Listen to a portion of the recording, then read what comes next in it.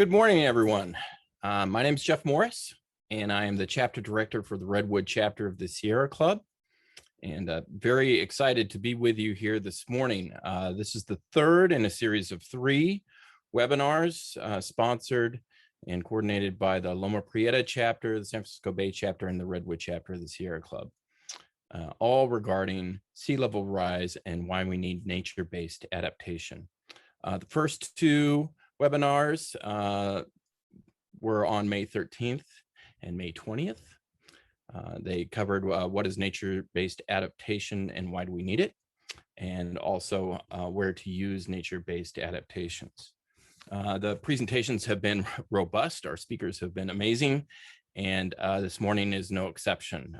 We are going to be hearing from 6 speakers and hearing presentations on greening the project, funding, and case studies this morning. So we'll hear from 3 speakers. Then there will be a short Q&A session after those speakers. We'll take a little break at around 10:35 for about 5 minutes, hear from another 3 speakers, and have another Q&A session. And then James Eggers from the Loma Prieta chapter of the Sierra Club will wrap things up and talk about some next steps and where these recordings of these presentations will be available. So without further ado, I would like to welcome Jeremy Lowe from the San Francisco Estuary Institute. Hello, Jeremy, and looking forward to hearing your presentation, and the floor is yours. Thank you. Yes, my name is Jeremy Lowe. I'm a senior scientist at the San Francisco Institute, and I'm very happy to be here to talk to you about nature and nature-based adaptation for the shoreline. In this, we're talking about some new innovative ideas, such as oyster reefs that are experimental in nature and are being piloted in some areas. But in other areas, we're looking at old and tried efforts, such as marsh restoration, whose value we are now looking in a new light. The talk is split between adaptation using nature, such as marshes and mudflats, and nature-based features, which are things which we build to emulate nature, such as ecotone slopes. But we are also interested in maintaining these marshes and allowing them to adapt over time. So it's not just building things, we need to reestablish and maintain natural and nature-based hydraulic and sediment processes as well. And we're doing that in a unique place. We're doing that in an urbanized estuary. This is a picture of Colma Creek, and it's a reminder that we have both nature and development hand in hand. In the past, nature and development were neighbors, and projects tended to be relatively siloed, have a single benefit, such as wildlife support for a restoration. But now project goals need to be more wide-ranging. We're having to adapt both the natural and the man-made environment to climate change, to environmental changes. And we also need to recognize that there are a lot of other benefits we get from nature, which we don't always recognize, such as flood management and carbon sequestration. So moving ahead, our projects are going to be much more multi-benefit, and that's what I'd like to talk about, is how can we benefit both the built environment and nature moving ahead without losing sight of those kernel goals of restoring a bay and maintaining those ecological benefits. When we look at the bay, we see a very close connection between the urban and nature. This is the port of Redwood City, and you can see on the right-hand side the port and a highly urbanized frontage, and on the left, on the side of the picture, you can see Bear Island, recently restored marsh area, which has great value. But you can see how close physically they are in proximity to each other, but they're also very close vertically. They are very low-lying areas. Obviously, a marsh is low-lying, it allows the tide in, but they are also, the port is very low-lying as well. And if it wasn't for levees, if it wasn't for some of the fill that's been placed in there, those areas would be underwater every tide. And that's a common theme we have around the bay. Many of the areas that we've restored are former diked baylands. Historically, they would get wet, and they were the former marshes. That's a great place to start doing the restorations. But we've also built our cities, our communities, our infrastructure in the same types of land, which are very low lying. So moving ahead, whatever we do in terms of restoration, whatever we do in terms of managing the ecological values of the bay are going to be intimately linked with managing the built environment and making sure we're protecting the communities that are surrounding the bay. And so to that end, in 2019, we developed a SFEI, an adaptation atlas. And that's something that Julie Beagle talked about, I think, in one of the first of this series. And here we tried to lay out the opportunities that we had for nature and natural-based features to support the adaptation of the whole bay, of the whole of this urbanized bay, and how they could be incorporated into strategies to increase the resilience of the bay in all its forms to a changing climate, and in particular to rising seas. And so this is freely available. There's a web link in the bottom left-hand corner, and I think that will also be posted on the website later. And what we did, we looked at measures that would both help the natural baylands adapt to sea level rise, but would also help managing future flooding of urban areas. What we were trying to do was to avoid the situation where we had a lot of hard infrastructure being built relatively quickly to protect areas which might have detrimental consequences to the natural environment. So this adaptation atlas lists out a whole series of measures, and this is like a cookbook. We had all sorts of structural things that we could build, reefs, submerged aquatic vegetation. I think Marion Latta talked about this last week. Beaches, which Roger Leventhal has been talking about. We talked about tidal marshes and the role of those, ecotone levees, the long slopes adjacent to levees, looking for migration space, looking for areas where wetlands could move into as sea levels rose. A whole lot of different measures there. What we also looked at were things that from the regulatory and the financial and the policy point of view, which particularly made space for nature. Nature isn't as efficient in reducing flooding or reducing waves as a vertical wall, as a levee. It tends to take a lot more space, and space, obviously, in an urban estuary is a bit of a premium. So we did focus on both those areas. Obviously, that then takes the realm of planning beyond just what the restoration or what the levee would look like or what the marsh would look like into a discussion about the land uses around the bay. And that's something we tried to bring into the conversation about for the future management of the bay itself. We also recognize that not everything works everywhere, that the bay is full of unique landscape, and we need to think of what's appropriate in different areas. In the North Bay and the South Bay, we have these large, flat, open areas where a lot of the salt ponds were constructed. We have different wave climates in those areas to maybe along the marine shoreline, which is much steeper and rocky and has little small headlands. So we were looking to suggest what was appropriate. And so we set up dividing the bay into 30 operational landscape units, and defined by natural settings, such as the slope of the land, the width of the mudflats, the location of headlands, exposure to waves. And we use these to characterize the types of wetlands we found here, and also the types of issues that might be needed to be addressed. The types of development, and particularly in those large flat areas in the South Bay, where we have a lot of high-tech companies down there, a lot of infrastructure next to the bay, is quite different from the North Bay, where we've got a lot of agricultural land, although we do have roads and rail running through the middle of that. So we tried to step back, look at the bay, see what the issues were. But in doing that, we also needed to understand what the goal of the projects would be. In the past, we've looked specifically at restoration. We look at putting back marshes and connecting to the watersheds where we could. But now we're also thinking about how does that benefit the built community. So before determining the types of measures that we really need, we need to ask some questions.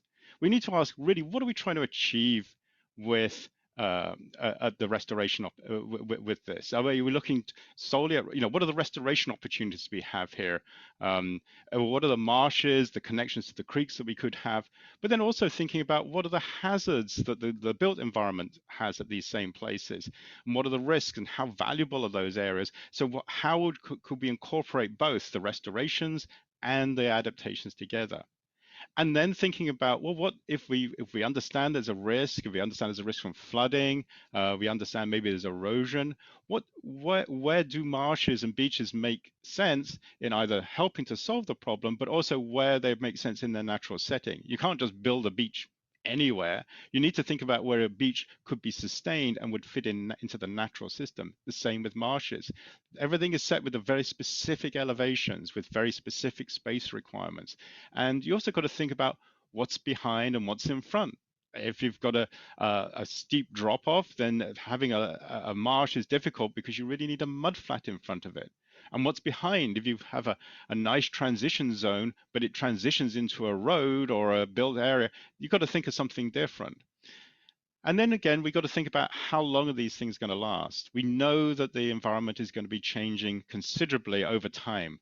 We can see sea level rising. We understand temperatures are changing. So how effective and how long will these different landscapes last, and how will they evolve, and can we give them space and opportunities to evolve?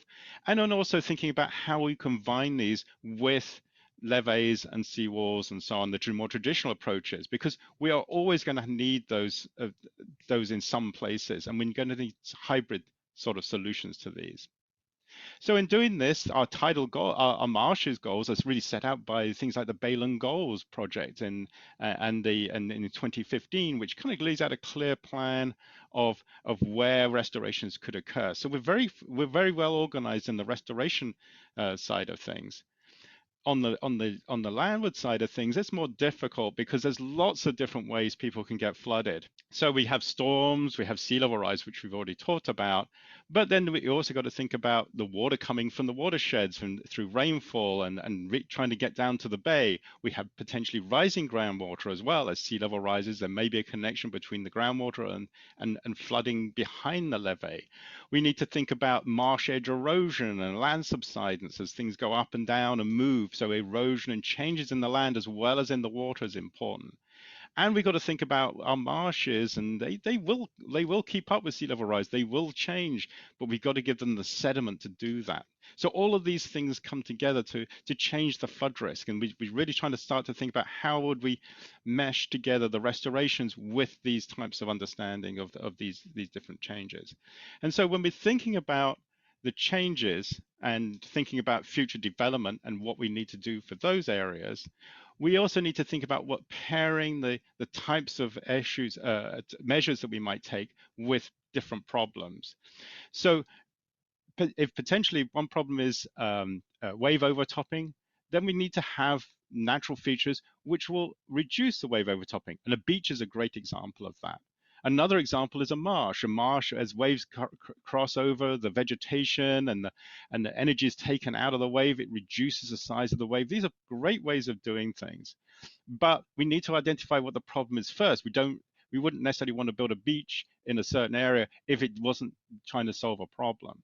Then the same with combined flooding, the flooding that comes down from the watershed, that's usually because of loss of floodplain as it goes through the cities. So thinking about how to set back the levees and creating more natural floodplains is another way to move forward. So matching the problem with the measure is key to do. So I'm now going to go through the different types of features that we have. And I'm going to start with natural. Natural are things like marshes, things like beaches, things that would exist in the bay already and which we can make better use of. And one of the problems we have is that we've diked off a lot of these baylands, the historical marshes. And you can go around the whole bay. And this is an example from Las Galinas in Marin. On the left is a Google image of the area. You got Las Galinas Creek and Hamilton at the northern end, and on the right is an elevation map. It's rather jarring colors, but it basically shows the zones of elevation, and the zones are the green, and in the middle is at sort of the marsh elevation. That's the highest elevation on this map. and the reds, the oranges and the browns are mudflats and shallow subtidal. So on the right of this map is the bay, and you would expect to see mudflats and shallow subtidal in those areas. But you can also see to the left, the area behind the marsh, landward of the marsh, is also brown and orange. So these are subsided areas which have been cut off from the bay by levees. And these are typical around the bay. We have these deep subsided areas cut off from the bay for maybe 100 years or so, which have subsided. They've been diked and drained and subsided. And so these, if you didn't have the levees, these would get flooded every tide. And so these are an issue. We've got to keep the levees up to keep the water out so that we can maintain what we're doing with them. If we don't want them anymore and we let the levees breach, then we end up with large ponds of water and large amounts of water moving around the landscape. So somehow we have to manage these. And we call these polders. These are dike baylands or polders, which are deeply subsided areas, manage the areas. And that's going to be a common theme in our management of these areas. So in this cross section, you can see quite often this is where we had the opportunity to restore marshes. These are very easy to restore to a marsh. They're deeply subsided, but if you can fill them with sediment, which we have done in a number of places, you can create marsh relatively quickly in a few decades, as opposed to the hundreds of years that normally would take to do. If you're going to maintain them, then you've got to maintain the berm or the levee that surrounds it. And quite often we've actually developed these areas, so you have to maintain them with a flood risk management levee as well. So we've got some choices to make in this area, and this may be somewhere where obviously restoration and shoreline management really does fit hand in glove. An example of this is the Hamilton Airfield marsh restoration in just by Novato. This is a 600 or so acre restoration by the Corps of Engineers and the Coastal Conservancy. It is formerly an airfield, and which was then cleaned up and then filled with about 5.5 million cubic yards of dredge material from the Port of Oakland. And that raised the elevation and it speeded the conversion of this dike bayland, of this polder, to tidal marsh habitat. In doing that, of course, you can't let the bay go all the way in. There's people's houses in there as well. There's other infrastructure to protect. So you always, with a restoration, you have a setback levee. So hand in hand with the restoration, we have a setback levee. So we retreat the bay shore landward and we fill it up and we create marsh. I mean, that's generally the process that we've been doing for the last 40 years. So we have a huge amount of experience of doing this. But when we look at new areas around the bay, and we think of places like Sonoma Baylands, then which is, I think many people will be familiar with. This is a vast expanse of salt ponds, which a lot have been restored on the Napa side by the Coastal Conservancy. On the Sonoma side, they tended to be they're still levied off, many of them, used for agriculture, or they're in the they're in the control of the Fish and Wildlife Service and ready for restoration, but they're still diked areas. But sort of right in the middle of all this is Highway 37, which you can see the ribbon running across the North Bay here, and that acts as a very low-lying road. It is like the canary in the coal mine of sea level rise for the bay. It does get flooded occasionally now. In 2017, it was closed for a couple of weeks. It's a regular threat. And so thinking about this landscape and the restoration potential, you've got to think about Highway 37 and its issues on here. And we're trying to think about both as we move forward. So looking ahead, the Sonoma Land Trust have recently completed a bayland strategy for this area, and this map on the right-hand side shows the relative elevation. The blue would be basically underwater if we took the levees down. So these are the deeply subsided polders.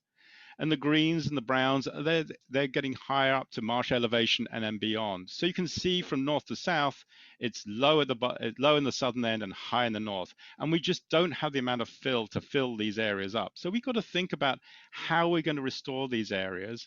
And we've got to think about the mix of subtidal, tidal, freshwater, transitional upland habitats we could have here. It's 10,000 acres here for restoration. we also got to think about what's it going to look like over the next 100 years, and we've got to do it soon, because the sooner we start working on these issues, the more likely they are to succeed. So in thinking about this, we've also been thinking about how the highway would fit into this, which acts as a constraint. You can see this red line at the bottom. It acts as a constraint across the whole of the connections between the baylands and the bay. And so we've been working with MTC and the Caltrans, suggesting how big the connections between the bay need to be, how much pile causeway there needs to be to allow the marshes to evolve and change, but also to give them a sense so that they can build a safe design which can accommodate this future landscape. At the moment, this is all agricultural fields. In the future, it'll be marsh. It'll be 10,000 acres of marsh, and it'll be 10,000 acres, and there'll be subtidal, and then there'll be transitional zones. And we've got to make these pieces work together. So we're giving them forewarning. This is how the landscape will look. You need to design a road that will fit with that and will allow it to evolve and allow it to change. So bridges need to be bigger. The road and everything needs to be raised, and it needs to allow the marshes to change. So let's move from the natural pieces to the nature-based. These are features which are built specifically to emulate those processes. And so if we, in this case, we could have a kind of a hybrid where we need to have we know we need to have a levee at the back. We've often drawn the line in the sand around the bay between community and the natural environment. That's very common, and it's very difficult to move that line because people are built right up to the edge of it. And what we need to think about is, what do we need to do between the levee and the open bay to make the things work better. And so we can restore marshes, we can manage the mud flats, but we've also built things like ecotone levees or slopes, more gentle slopes between a steep flood risk management levee and the marshes to provide more space to more areas where marshes can accommodate, to provide upland habitat, which has been lost a lot around the bay. And so an example of this is, if you look up at the the picture at the top, that's China Camp, and that shows one of the few places where we have a transition between a natural upland and a marsh. And at the bottom, there's an idea about, what a role of a horizontal levee or an ecotone slope would do, where you have the levee in place. It does this flood risk management protection. It stops the stillwater flooding into the community. But in front of it, you built this longer slope, a transition between the marsh and the levee. And so this provides a really good habitat element to add. However, of course, you're adding more fill, you're adding more expense to this. So we have to justify where and how much, and the places of the role of these additional fill. If you're looking in the bigger project, what is their benefit beyond a simple slope, and how much do we need and where do we need it? So kind of comparing the two, the picture at the top is Alviso. It's a traditional 3-to-1 levee. So it's for every foot you go up, it goes 3 feet out. And below is Sears Point in the North Bay, a recent restoration, where there's a much longer slope in there, 10-to-1, 20-to-1. So it's a much bigger type of levee, but it provides more habitat value. And this has been taken into account by BCDC's more recent changes in how they view fill and how we view fill as a benefit with rising seas, and how that needs to be that can allow accommodating a more resilient shoreline in this area. And to step on beyond that is thinking about using these slopes as well as not just for topography, but allowing changing the hydrology of these areas. And so this is the Loma horizontal levee experiment, which is trying out ideas of how you might introduce water to the back of the to the marshes. So it provides that long elevation slope, but also provides a suitable hydrology for maintaining native species, and provide ways to polish the treated wastewater to create better water quality. So these are all ideas that are piloted, that are coming out. They're building upon our 40 years of understanding of how you build restorations, and it's built upon our understanding of how the bay works. But each of these is trying to address this, the new problems we're foreseeing as sea level rises, changes, and as climate changes. So the last piece I'd like to talk about is about nature-based processes. We talked about the features. I mean, we go along with the grader and we build that and we walk away from it. And ideally, that's what we would do in many cases. That's what we've been doing with the marshes. Once we've built the thing, we or restored the flows, then hopefully nature and the bay will continue to provide sediment and water and allow those marshes to evolve and change. But what we're seeing is in the future, two things. One is that we know we've cut off a lot of supplies of sediment. We've made a lot of hydraulic changes to the bay, and we need to start thinking about how to restore those.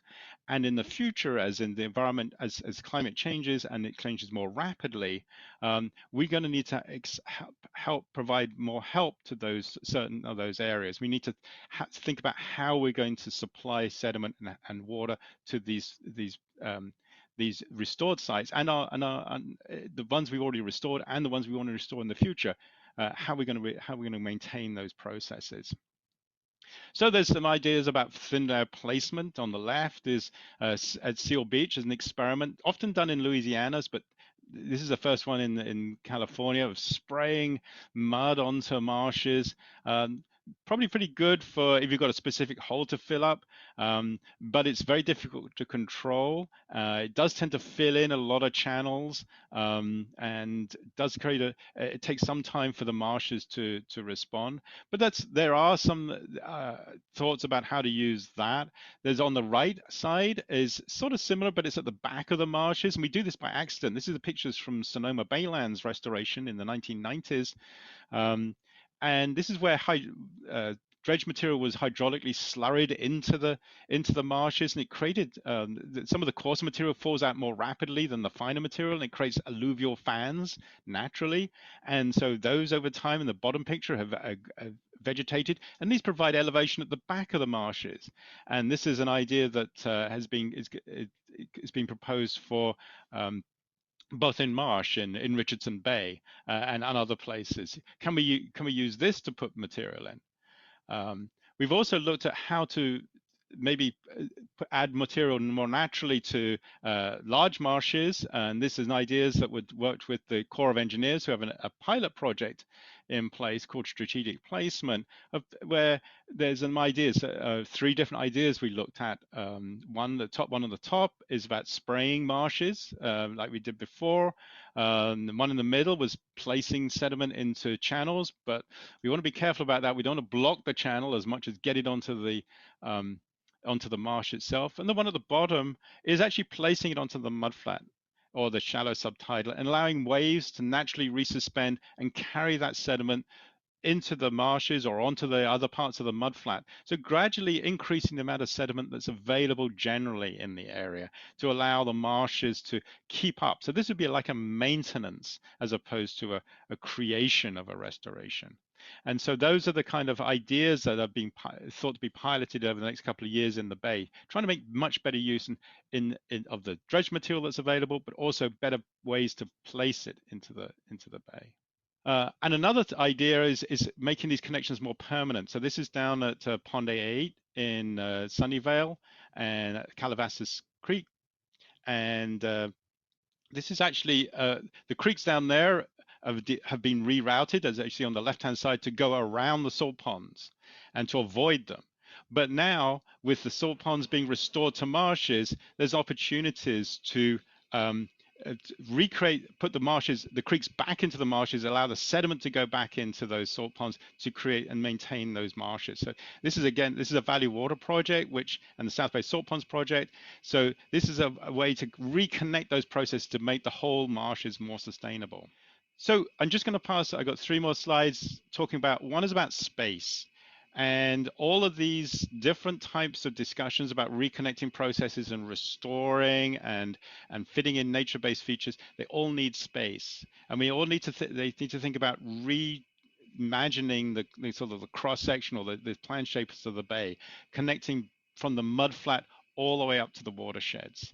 There are places where we've been kind of thinking about this, but more generally around the bay, that would be a huge change that we would have on the shoreline. If we can reconnect the watersheds to the mudflats, it would greatly benefit the wildlife, but it also benefit the movement of sediment and water and through the bay. The second one is about time. That we usually in our restorations think about time as starting from when we breach, and when we breach is when we've had the permits, and when we have the permits is also when we got the money. We can go on. However, time is not necessarily on our side. The clock is ticking that we have. We have existing marshes which can maintain some amount of sea level rise, but at some point they're going to have an issue in terms of how much water they can actually how much sea level rise they can manage. So this graph here is an attempt to lay out that sea level, the changes we might expect to see in our adaptation as sea level rises. So on the top, we have sea level rise in the amount of feet. And the present guidance is, expect up to 3.5 feet or so by the end of the century. So that's kind of gives you a bit of a time scale. And then on here in the top bar, I've marked the existing marsh, and that can probably accommodate several inches of more sea level rise. But at some point, we're going to have to start augmenting and adding new features to that, maybe recharging that putting that sediment onto the marshes to help them raise more quickly, or adding beaches to slow down erosion. But those kind of things, they take time to plan, to manage. So there, I put this yellow bar in the beginning, which is sort of the lead time. Getting water, doing your planning, raising your money, getting the permits in place. And if you're going to do that, you need a decision point and say, hey, we need to start doing that. And you can see the decision point is pretty close to today. If we're going to get things in place and working, which are these blue bars, in time to accommodate the higher rates of sea level rise. And the same goes for, at that point, though, there's going to be some limit to how much sediment you can actually throw in the marsh. And then you've got to think about, well, actually, I'm going to need some of that longer slopes to allow the marshes to move around. And so that means you're going to have to start building those longer ecotone slopes and so on. That's going to take maybe longer to build and acquire. You've got to acquire some land and things like that. So you've got to start thinking what plan B will be. And then plan C is, if sea level rise isn't going to stop at 2100, it's not going to stop at the end of the graph, it's going to continue. And so we've got to think about how to continually to readjust the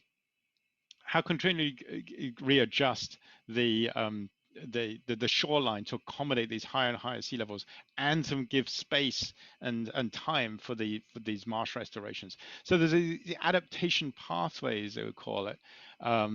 It requires you to keep kind of every so often reassessing where we are. We don't know exactly when this is happening. There's some uncertainty about rates of sea level rise, but thinking about when things need to occur, when we need to be nature-based features, when we need to augment natural features. These are all important pieces we need to think about. And then the final piece is is about cost, about resources to do this work. The thing that in the past, we've tended to have a restoration project going in one place at a particular time, driven by its own timetable. And there's been another, say the South Bay salt ponds. And then there's been another project further in the North Bay that's running on its own timetable as well. What we're finding now is there's a lot of big projects, a lot of big discussions about the shoreline driven by sea level rise, but they're all happening simultaneously. And they're all big ticket items in terms of both the cost to plan and to permit and to construct, but also the cost of fill, the amount of fill that's required, because fill gives you elevation. And elevation is what we need for these deeply subsided areas, and elevation is what we need as sea level rises. So we need fill to change the elevation, and that's usually, firstly, the biggest, most costly part of the project, because fill, even though it's dirt cheap, is we're using a lot of dirt. It usually also represents the biggest impact as well in moving it and placing it, in terms of trucks moving around and in terms of actually burying and changing the landscape. So we've got to think about those costs in there, and that there's a finite supply of it in the bay. We have dredge material, but you can't use dredge material for all the purposes you need. Yeah, we have material from construction sites and moving that, but that depends upon how much construction is going on. So there's a whole economics of fill that we need to consider, and also the economics of the competition between resources in general, because of this response that we need to think about things simultaneously as sea level rises. That's, I think, to me, is going to be one of the biggest challenges. And we've got to think about our restorations. We've got to think about our natural and nature-based adaptations in the context that we are probably going to be resource limited, and that we need to be careful in where we choose to place measures and elements and restorations in the place where we get the best benefit from them, for the environment, for the ecology, but also for the urban estuary itself as well. So with four really good resources that I would suggest that you look at. The first is understanding sea level rise, and understanding the uncertainties, and understanding why projections are made as they are, and understanding that the science is continually evolving and getting better. And that's to look at this California sea level rise guidance from the OPC. That's online. It's a really good resource, and it's written for use by communities to understand sea level rise and what the risks are associated with them. The second one I'd look at is the BCDC Flood Explorer, because that provides you with maps about the bay and allows you to investigate what ifs for different amounts of sea level rise and what could be affected by them. I would also look at the Habitat Goals Update, because that gives you a really good blueprint of the future for the bay in terms of restoration, the ecological goals that we have. And then lastly, I suggest you look at the Adaptation Atlas, because that's starting to look at how can we adapt to achieve the Bayland goals and achieve our goals we have for our built community in a more natural way and a softer way for the future. Jeremy, thank you so much.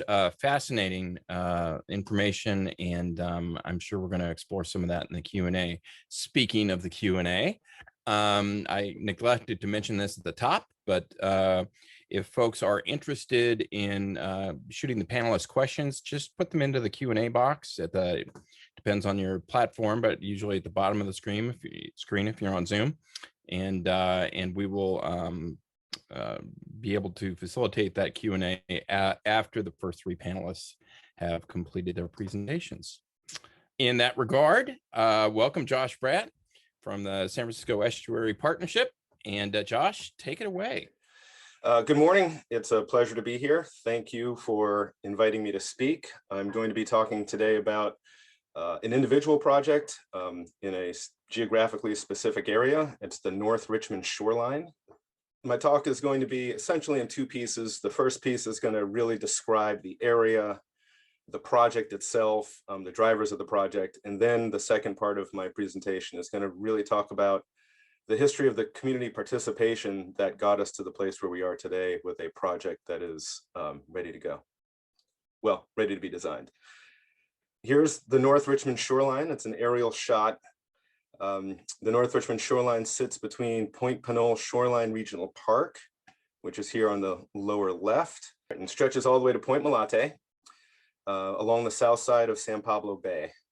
The shoreline supports several intact marsh and wetland complexes, 3 creek mouths, a network of public access trails, including the Bay Trail and the Wildcat Creek Spur Trail that connects the shoreline to upland areas. That's up here. It's an area of great natural beauty that provides habitat for the San Pablo vole, the Ridgway's rail, as well as nesting areas for migrating birds.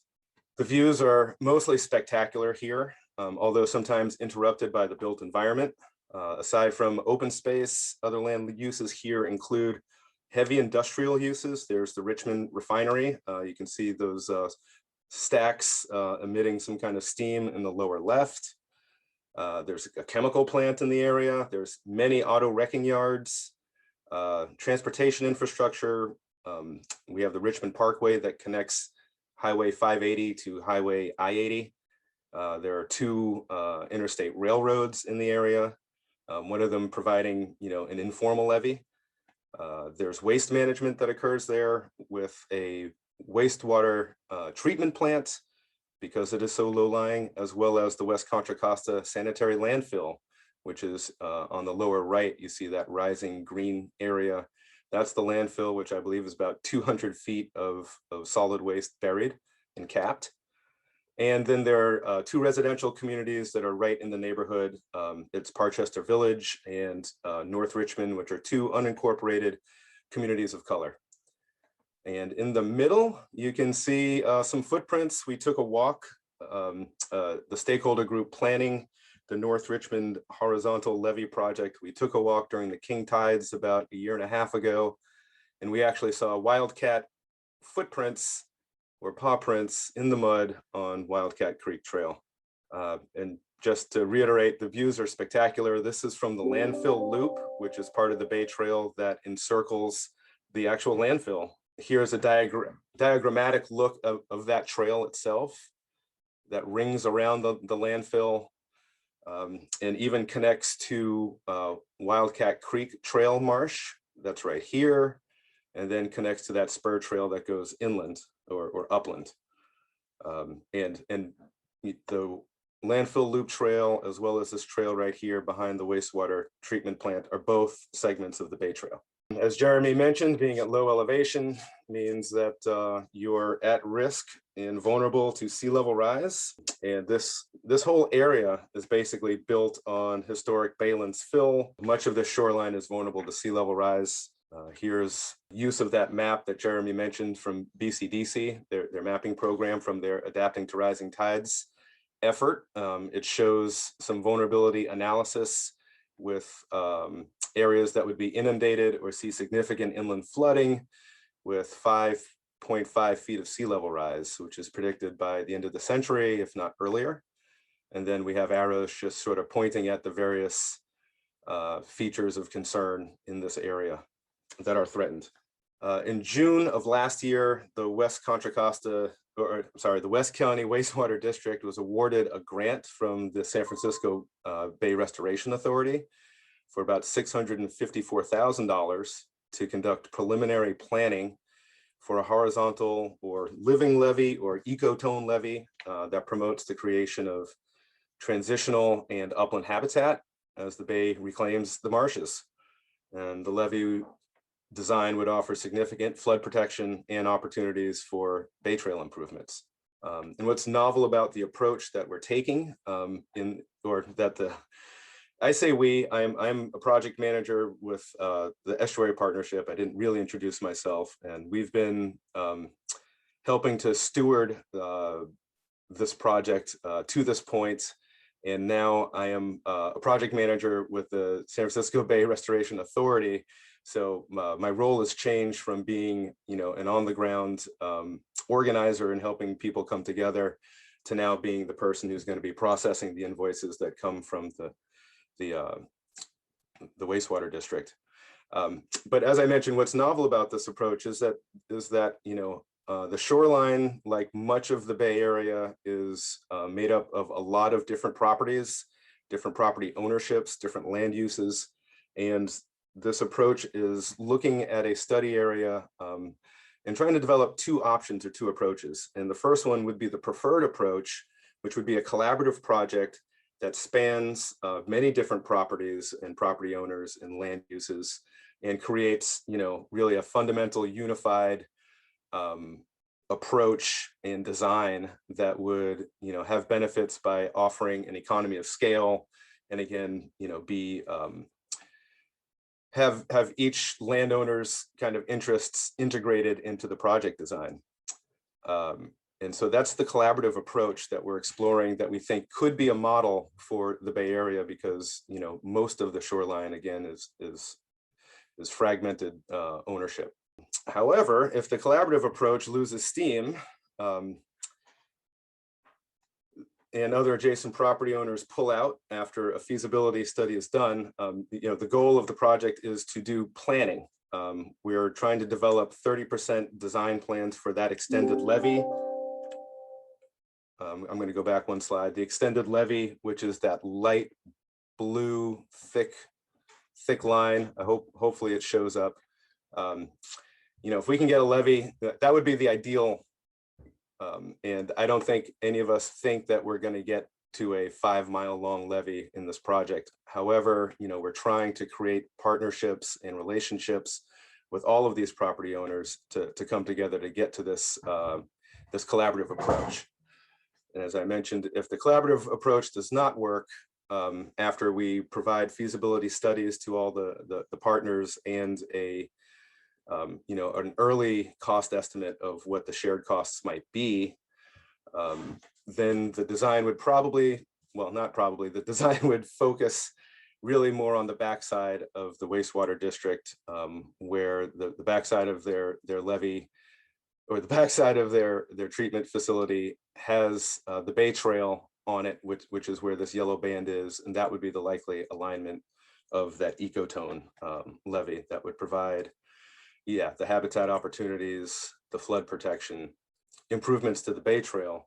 But it really means a go it alone approach for everybody. You know, they would have the feasibility study and analysis and some cost estimates, but we would likely end up with, you know, a number of different individual projects that may or may not have synergy between them. The project status right now is that the wastewater district did release a request for proposals in the spring. They have selected a consultant team to help them move forward with the project.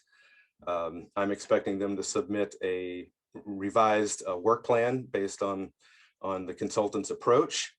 And we have had 12 stakeholder meetings that are made of a group of representatives from the you know, the wastewater district, Republic Services, which operates the landfill, the East Bay Regional Park District, which operates a lot of the Bay Trail segments in the area, the City of Richmond, Contra Costa County Flood Control District, Public Works, and Vector Control. And we've been meeting regularly over the past 2 years to share information and to plan for the effort.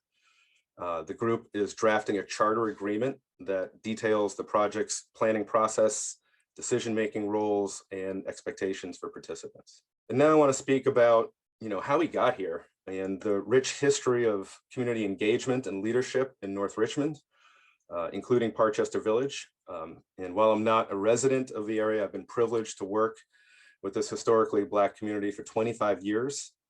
The general history after colonization by European settlers and, you know, the eradication of the indigenous Miwok Ohlone tribes who were displaced, and the land use was converted largely to agricultural and industrial along the shoreline. And during the Great Migration in the 50s, in the 40s, Black people leaving the South, many moved to the Bay Area and became workers in the Kaiser shipyards during World War II. And at that time, racist segregationist policies and practices limited these folks to settling in the chronically inundated areas near the mouths of Wildcat Creek, San Pablo Creek, and Ream Creeks.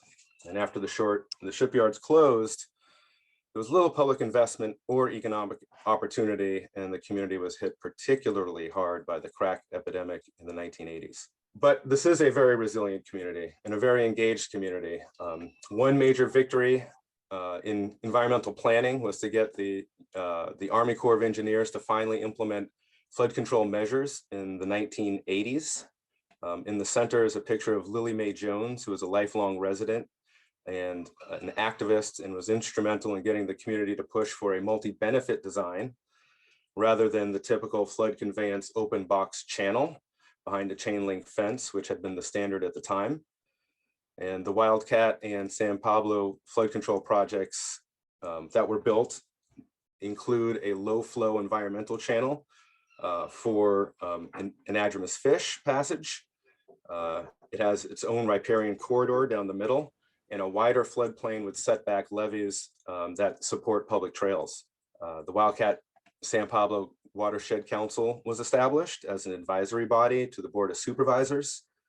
It's a group of local residents, public agencies, environmental scientists, and community-based organizations that still continues to meet and plan and is considered an official advisory body to the Board of Supervisors. In the upper left corner is a face that I hope is familiar to many of you. It's Whitney Dodson. He passed last year. He was a community elder and activist, and in the late 90s, he was critical in creating a coalition called the North Richmond Shoreline Open Space Alliance to prevent new development in the Bruner Marsh area, which is right by Parchester Village and Point Pinole. This area had been promised to remain as open space to the residents of Parchester Village, which was an all-Black community settled in the 1950s. But part of the marsh is or was in private ownership, and there had always been threats to develop. And because of these threats, Whitney worked with his organization very hard to convince the East Bay Regional Park District to purchase Bruner Marsh after years of work, and he was appointed as a director to the board of directors of the East Bay Regional Park District, and then he was later elected.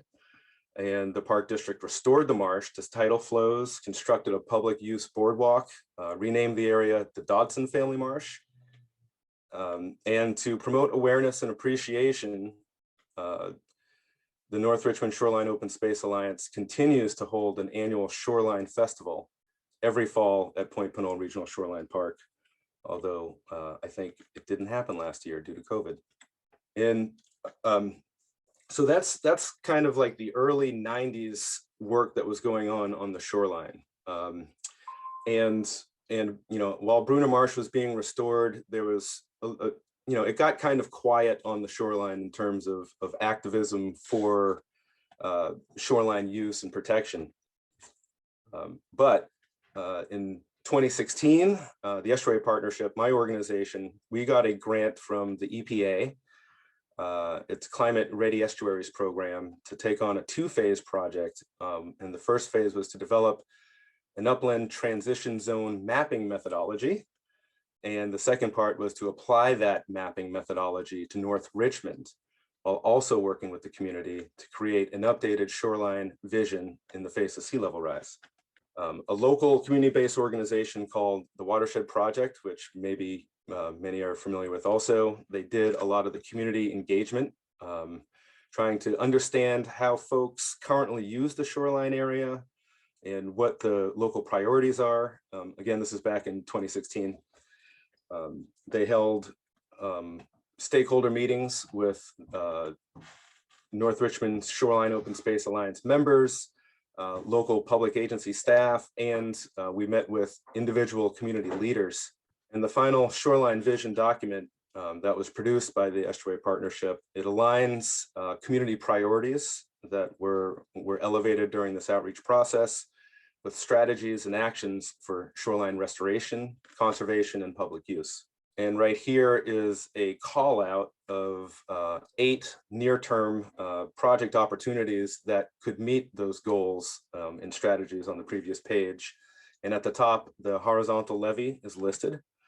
And the report that comes with this also produced a summary document that showed where projects are and what stages these projects were in. This led to the Resilient by Design project, or the Resilient by Design effort, which was a proactive competition to engage scientists, planners, community members to develop strategies for combating sea level rise around the bay.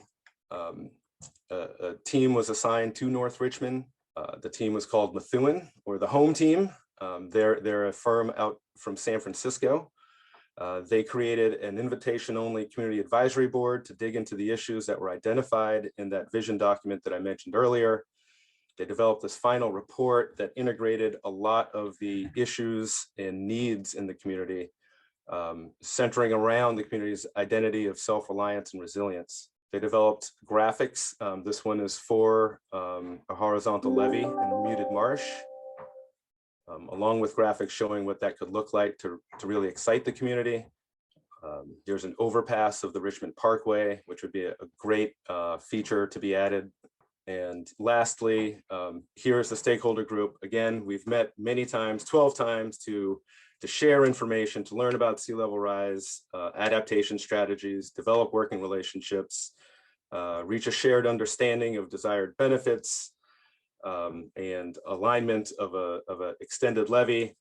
And that is where we stand right now. Thank you for your time. Josh, thank you so much for that presentation. And I think you raised some great issues around equity in particular. And the most vulnerable communities is going to need to be part of this assessment. So thank you for that. And we're going to move on to our next speaker. We're very privileged to have the Assembly Speaker Pro-Tem, Kevin Mullin, with us today. Assemblymember Mullin represents California's 22nd Assembly District.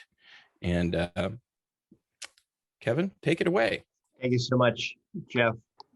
Honored to be with all of you. I'm glad I logged on just a little bit early to hear Josh's presentation and get a sense of some of the great work that's happening around the Bay. So my name is Kevin Mullin. I'm the Speaker Pro Tem of the California State Assembly. I'm here at the state capitol today. We have a busy session. We are coming up on what they call up here the House of Origin deadline, where we have lots and lots of bills moving through the floor over the next week and a half. And as the Speaker Pro Tem, I preside and will be earning my money, shall we say, over the next week and a half. But honored to be with all of you today to talk about an issue that's near and dear to my heart.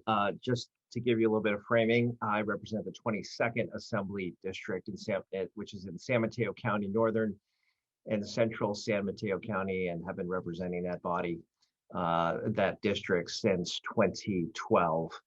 So 8th year in the Assembly, and frankly, I've never seen so much energy around climate resilience, and really what I think is an incredible opportunity to make progress on climate resiliency and sea level rise issues, not only with action at the state level, but with a good federal partner finally on this issue. So more to discuss on that later, but I was asked to walk through some of the sea level rise bills that are being considered in the legislature. This issue is of special importance to me, given the particular vulnerability of that 22nd Assembly District in San Mateo County. We've got flooding from a rising sea on one side and a rising bay on the other. So we've got both the bay side and the ocean side in San Mateo County, and was proud to author legislation creating the San Mateo County Flood and Sea Level Rise Resiliency District, which is one of the few special districts designed to specifically work on planning issues around sea level rise. Somebody said it's the only special district west of the Mississippi. I've yet to confirm that, but it is a unique structure that we put in place. So San Mateo County is developing something of a model there, and I'm proud of that. But I know this issue is of great importance, not only to me, but a number of my colleagues in the Assembly, as well as the Senate. In fact, last year, the Select Committee on Sea Level Rise, which is comprised of state assembly members from around the state with an interest in dealing with the threat of sea level rise, convened a meeting in San Mateo County that provided some daunting insight into the devastation that could happen to our state if we don't respond to rising seas in an aggressive fashion. I think the information shared at that hearing, the LAO sea level rise report from 2019, and the impacts being felt locally by my colleagues inspired a number of bills introduced in this session. Obviously, we're coming through this pandemic, but this is an issue that is a generational challenge. So we need to keep the momentum on that as we come through the pandemic, and there's a lot of focus on economic recovery as well, as you might imagine. but certainly a good deal of energy being put into sea level rise issues. So I'm going to start by touching on some of the overarching pieces of legislation that address climate resilience and adaptation as a whole, and then discuss some of the more targeted sea level rise proposals. I will also provide some observations on the budget surplus this year and the opportunity we have as a state to secure funding for coastal protection. I would like to note that the bills I touched on today are still making their way through the legislative process. There were a handful of other bills dedicated to this topic, but unfortunately, a couple of those were held in their respective policy or fiscal committees and have become what we call two-year bills. So additional work will be done on those, and they may be resurrected in 2022. So in terms of legislation, I'm going to start with something near and dear to my heart, which is AB 1500. It's the $7 billion climate resiliency bond that I am authoring. I'm a joint author along with Eduardo Garcia, my colleague from the southern part of the state. It's actually a multi-year effort. It began with my introduction of AB 1298 in 2019 that morphed into AB 3256, which I spearheaded with Eddie Garcia last year. Unfortunately, that's when COVID was really hitting. Many meritorious legislative proposals, unfortunately, were defeated or held really in the process, but functionally died. However, both Assemblymember Garcia and I remain committed to ensuring that our state begins to make the investments necessary to protect our communities and our environment from the impacts of climate change. This proposal will invest over $7 billion in proven strategies to respond to the range of impacts of climate change, allocating over $1 billion of that funding specifically for protecting communities against sea level rise. And I should note, I am fully aware that this would be nothing more than a strong down payment, that the magnitude of the challenge that we face, just in my county alone, we're talking about $24 billion of property at risk in the inundation zone area with the rising bay level. But we have to begin making these kinds of investments. Additionally, that bond would provide $850 million for high priority adaptation projects across the state, which in the Bay Area would most certainly include sea level rise projects. We have also included language that prioritizes the use of natural infrastructure when responding to climate impacts. If passed, the measure would go before voters on the June 7th, 2022 primary election. There's also action on the Senate side, Senate Bill 45 by Senate colleagues Portantino, Allen, and Stern. That Senate climate resiliency bond is a little smaller. It's $5.6 billion in climate resilience investments, with about $800 million specifically allocated for protection against sea level rise. Their bill also includes a $240 million regional pot of funding for climate adaptation strategies. So if passed, that measure would go before voters on November 8th, 2022. And let me be clear, there won't be two bonds and competing bonds. This is a two-house process. We would come up with one bond that would go to the voters. But there's some action happening in this current budget cycle, taking elements of both of those bonds and potentially merging those into some budget action in the current budget year and in the coming years. I'll talk just a little bit more about that in a bit, but I did want to plug our regional adaptation planning bill, my AB 897, which is also moving, that seeks to encourage and support regional climate adaptation planning that builds upon and enhances local adaptation actions to reduce climate risk, foster collaboration among local, regional, and state entities on adaptation solutions, as well as develop guidance for potential state, federal, or private investment in funding regional priority adaptation projects across the state of California. So inspiration for this bill came from the legislative analyst report, the 2019 Sea Level Rise Report, which I previously referenced. It recommends that the state establish and support regional climate adaptation collaborative groups, as well as support the development of regional coastal adaptation plans and implementation of regional adaptation efforts. We took this recommendation one step further by encouraging regional planning across all regions of the state and adaptation planning for all types of climate risk, in addition to sea level rise. So as I touched on earlier, we see this bill, this climate adaptation planning incentive bill, as essential for establishing a framework to identify the highest priority adaptation projects by region and be able to fund those projects, either through the state budget or through bond financing. And I know that there's also action on the federal level with federal money coming through the state as well. So we're very cognizant of that. I also wanted to just give you a sense of the other big bills that are moving on climate. AB 72 by my Assembly colleague, Kadi Petrie-Norris.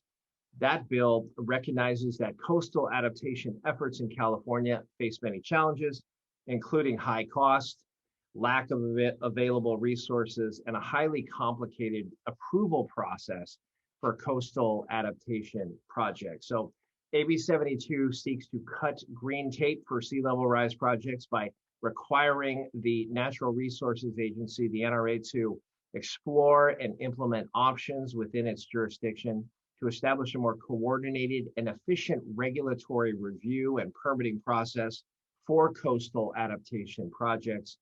And it also recommends to the legislature some reporting on suggestions and recommendations for improving and expediting the regulatory review and permitting process for coastal adaptation projects. SB 1 by President Pro-Tem Tony Atkins, a real environmental leader in this building. This is the most comprehensive piece of sea level rise legislation that is currently moving, currently moving in this Capitol. It just passed out of the Senate and is awaiting referral to the Assembly. I expect that we will see that moving in our House. So that legislation by Pro-Tem Atkins creates the California Sea Level Rise State and Regional Support Collaborative within the Ocean Protection Council, the OPC. It expands the duties of the California Coastal Commission to consider minimizing and mitigating damages from sea level rise in coastal resources planning and management policies. And finally, it increases the funding limit for the Environmental Justice Small Grants Program in order to provide grant funding for sea level rise mitigation in disadvantaged communities in our state. So I wanted to talk just a little bit about the budget and what's happening here. You'll recall that we were expecting a $54 billion deficit when the economy was really coming to a grinding halt as the state was dealing with the fallout from the pandemic, certainly from an economic and budget standpoint. Those projections proved to be wildly inaccurate. It turns out that we've got about a $75 billion surplus. I've never seen that kind of a turnaround. Our tax structure is very volatile and unpredictable, to say the least, but I've never seen anything quite like that kind of a turnaround. But it is an extraordinary opportunity to make investments in the current year.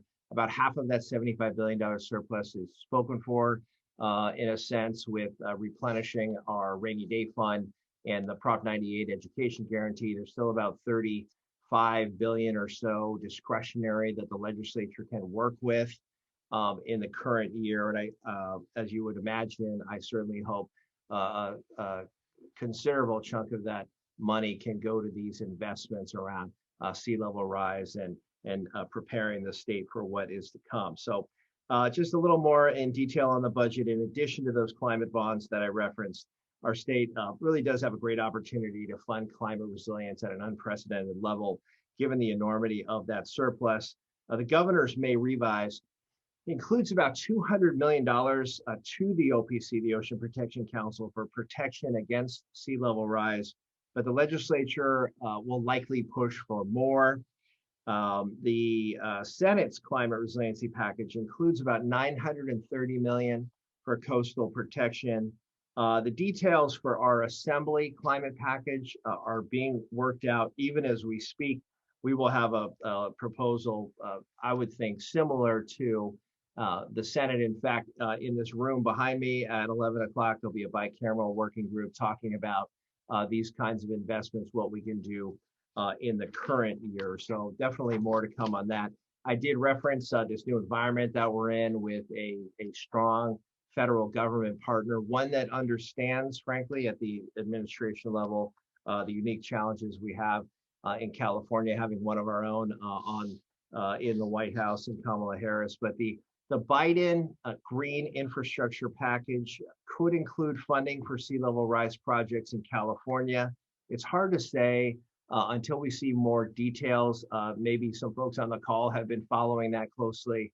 Would certainly welcome additional information. We're sort of trying to read the tea leaves, so to speak, on what that will mean on the federal level in terms of green infrastructure. But I really do think there's an extraordinary moment here with the economic recovery that's happening, the ability that the state has fiscally, financially to make some investments in green jobs and really build our green infrastructure with natural solutions around the state and really prepare California for what is to come. And then to have a federal government partner, there will be federal funding streams. I'm certainly hopeful around with the budget reconciliation process, perhaps on the federal level, that there will be green infrastructure dollars that we can access here in California. So this is, I think, an incredible moment for us to make some important down payments in this regard. So just in closing, and I may be a little ahead of time actually, but I do want to leave plenty of time for thoughts, discussion, opportunities to hear what is on your mind about where there are gaps in what you've just heard and where we could focus additional attention. But I would like to say thank you to all of you for allowing me the opportunity to spend a few minutes with you this morning.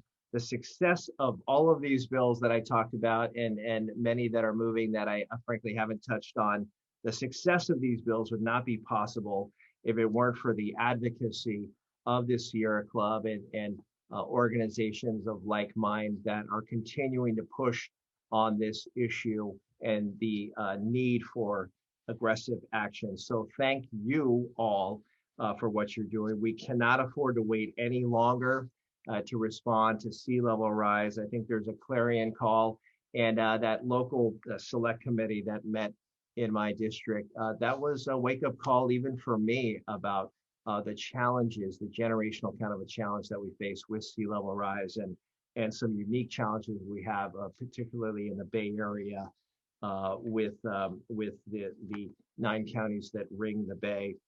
We can't afford to wait any longer. I'm hoping that the current suite of bills dedicated to preparing our state for rising seas and other climate impacts will be signed by the governor this year and bring our state at least a couple of big steps closer to being positioned well with regard to climate resiliency. So with that, I'm going to wrap. I do want to thank Elena Ortiz, who is just across the hall. She's my staffer on Budget Subcommittee 3, the Climate Crisis Transportation Resources Subcommittee. That's an excellent subcommittee to deal with these issues, cap and trade, and a whole host of issues. But she staffs me on that, and she's staffing me on our climate resiliency and sea level rise efforts. So thank you to her as she is listening into our conversation today. And with that, again, let me just say thank you, and I welcome any comments or thoughts on what we can be doing better in this building and how we can make some true progress on these issues. So thank you very much. And Jeff, back to you. Thank you so much, Assemblymember Mullin. It's great to have you here. And, on behalf of the 3 chapters of the Sierra Club, we're really thrilled with all our panelists and the participation. Also, timing is everything, isn't it? Pardon the reference, my grandfather used to say there's no big problem a good election or a good funeral can't solve. And so we've had some decent elections recently, and hopefully the timing of those and our collaborative convening here and in other forums are going to be able to help move some of these issues along more expediently. So we're going to roll into some Q&A here, and thank you for being available for this as long as you can be. And I am going to I'll start out, Assemblymember, maybe with a question or two for you. This one is from Warner. Can you elaborate on when you expect the Assembly to counter the governor's proposal, or when you might think that your counter would become public, if it happens? That's a great question, Warner, and thank you, Warner, for your leadership. Warner was kind enough to participate in what I call a conversation with Kevin about these issues to our constituency, and he is such a leader in this regard. So, Warner, the truth is I'll have to get back to you because we are literally meeting at 11 o'clock to try to, what we're trying to do is sync up the Senate's approach with the Assembly's approach. We're fairly in alignment. There are some different amounts in different categories, but let me say this, I am optimistic that we are going to have a joint bicameral package where there's great similarity between the houses. The key will be the governor making sure that the governor wants to do something significant, not only this year, but in the coming couple of years, because I do think we are going to be in a surplus situation, at least for a few years here as the economy recovers. I think there's a lot of pent up energy, money sitting on the sidelines. We're in a good surplus position this year. I think that's going to carry over for the next couple of years. So I'm optimistic that you're going to see something. In terms of when it will become public, the Senate took some action just this week in their subcommittee. Our subcommittee essentially is moving this conversation to the larger budget committee. I think there's a chance that this package will actually be adopted after the main budget bill. We have a June 15th constitutional deadline to adopt the main budget bill. I think there are a number of issues that need to be worked out, but we may be taking action in what might be a trailer bill after June 15th. But if I had to guess, that will become public before June 15th, but the actual action that we take may come after June 15th, but probably before we do our summer recess shortly after the 4th of July. So we're definitely in the red zone here on this, and it'll become public, Warner, and I welcome a conversation with you about some of those details in the coming days. Great, thank you for that. For Jeremy from Rick, given the constraints on the shoreward marsh expansion and the great disappearance of the transition habitat and refugia, do we need to plan more offshore islands? Is that it's a little bit of an arcane question, but Jeremy, I think it'd be fun to hear your answer. Yeah, I certainly think we should be thinking out the box on lots of things, specifically on offshore islands. I'm not sure. I haven't seen that proposed in the Bay, and I imagine it would take quite a lot of fill, and that was one of the points I was trying to make, was we got to be careful, judicious in our use of the fill. It's a finite resource. There is also, of course, a lot of habitat unseen underwater, and if you replace one habitat with marshes, you're losing subtidal habitat. And we have a whole subtidal goals, which I think everybody should be reading, as well as the Bayland goals. It gives a really good complete picture of the bay. So we should be careful, judicious in how we use our finite resources, but looking at all those opportunities for maximizing the habitat and maximizing its ability to adapt, I think it's going to be critical over the next decade or so. Well, I appreciate that, and clearly you know your stuff, Jeremy. I welcome additional information on that, but we'll certainly be taking that into account in terms of the adaptation approaches that are developed. So thank you for that comment. And a question for Jeremy or Josh, but Josh, I'm going to throw this at you from Gail. Does FEMA remove flood zones to adjacent inland properties with horizontal levees as opposed to seawalls? In general, is FEMA on board with nature-based solutions? I don't know if you know the answer to that or not, but I think it does speak to the the multi-collaboration among all levels of agencies in the 24-dimensional chess problem we're dealing with. Yeah, no, I don't know the answer specifically to that question, but I would imagine that, integrating seawalls and levees and things like that would change and impact, those FEMA floodplain studies and analysis that, require various investments in insurance and things like that.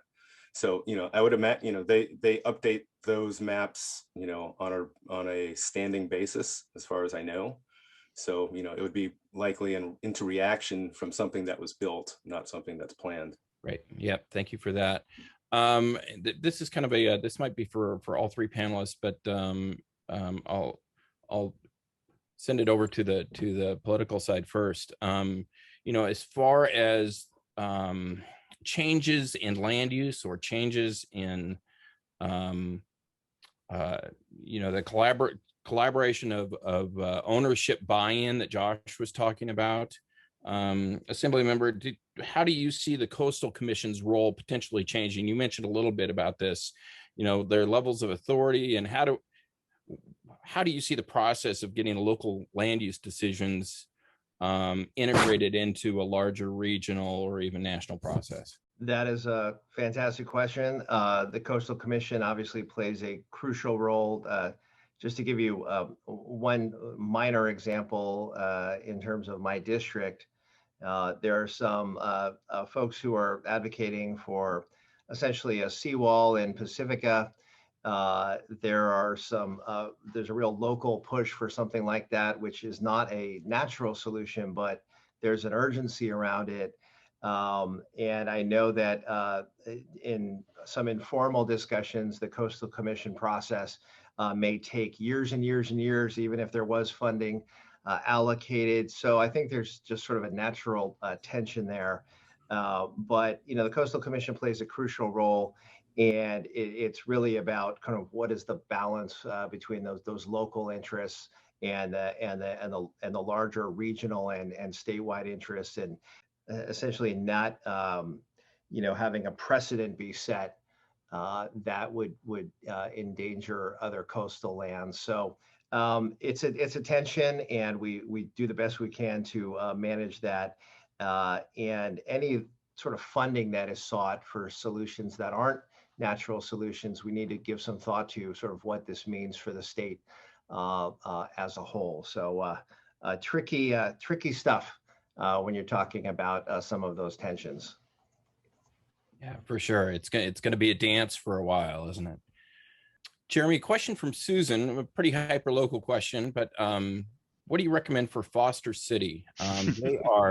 It looks like they're building a vertical levee, or and what are the consequences for the vertical levee regarding groundwater and building in Foster City?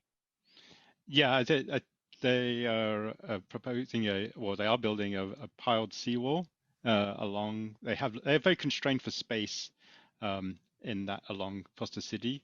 And I think you can divide that up into two areas. There's the northern section, which is exposed to waves and it goes into very deep water. And there's, as I mentioned in my talk, that space is difficult with nature-based features. You need space for doing those. There are, I understand, proposals to put a beach in front of that piled seawall, and maybe in the future to reduce wave activity. And beaches are an underutilized resource that we have in the bay. We used to have lots of them, and we build on top of a lot of them. They're not necessarily beaches for sunbathing. They're beaches, they're estuarine beaches, so they tend to go to a mud flat, but they do a job, and they do provide habitat. So I think on that side, you could use their beaches. Along Belmont Slough, in the more sheltered areas, then there are opportunities not just on the Foster City side to widen, maybe to put some longer slopes in, to put some marshes in. But remember, the slough has got two banks to it, and thinking about all the way along that section about widening and and integrating with the Bear Island restoration, I think would be and Redwood shores, I think would be important. So I think that's the thinking about Foster City having some opportunities, particularly in the more sheltered Belmont Slough, would be a good move. Great, thank you for that. Josh, question from Tom. What do you think some of the best practices are to ensure the strong engagement with the most vulnerable communities in our collective process? In our collective process? Yeah. I think some of the strategies are, early community engagement for sure, before pen hits paper, oftentimes to get folks into rooms, to go to where they are.